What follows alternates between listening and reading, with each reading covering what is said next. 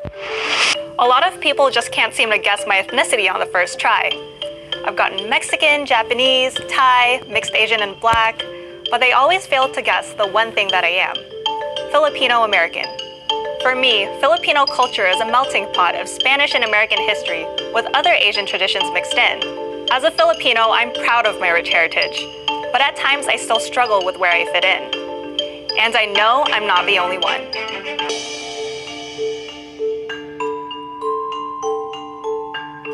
My name is Sunshine Arcilia. I'm 21 years old and I'm a first generation Filipino American. My name is Alex Gonzaga. I'm a junior here at the University of Washington. I'm 20 years old and I'm full Filipino. And I like to consider myself a Filipino American. My name is Emmy Daniels. I just turned 18 in March and I'm Korean, white, Filipino, and Chinese.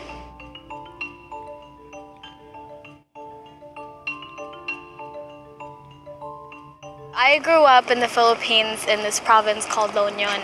I was born and raised there up until I was about 12 years old.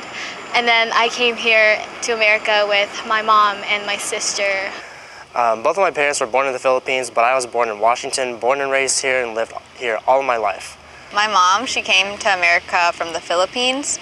She came here with 8 of her sisters because they wanted to have a better future. When I first got here, and they asked me to check off a checkbox, am I Asian or am I Pacific Islander? I said, I'm Filipino. I don't know where I fit in this. In American culture, sometimes we end up assimilating a lot, and I see it a lot in people that I've met in the past. I witnessed some of my cousins really put clothespins on their nose and sleep through it at night just to hope that their noses would get, a little bit more like a white person's nose. I would have to probably recall a time in elementary school days, probably for me, because I have a lot of dietary restrictions that I would often not be able to eat the school lunches, and I would bring lunch from home, like chicken adobo or lumpia, pinakbet, stuff like that.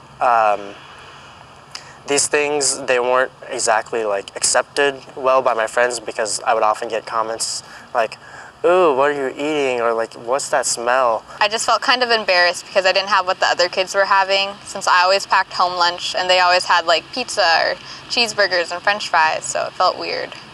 It's a constant thing that happens to feel like you are not so much marginalized, but actually, yes, marginalized for being Filipino. I'd also hang out at school and people oh, look, there's the white kids or there's the Asian kids, and I'm like, which one am I? I'm kind of both. There's a lot of different layers when you have to dissect Filipino American culture. I would say that one of the big things is loyalty and being true to your values. Filipinos are talented, yes. Filipinos are great fighters, yes, right? But we are so much more. My mom, when Miss Universe, she won Miss Philippines. It was really amazing. Everyone's like, oh, yay, represent our country, represent everything.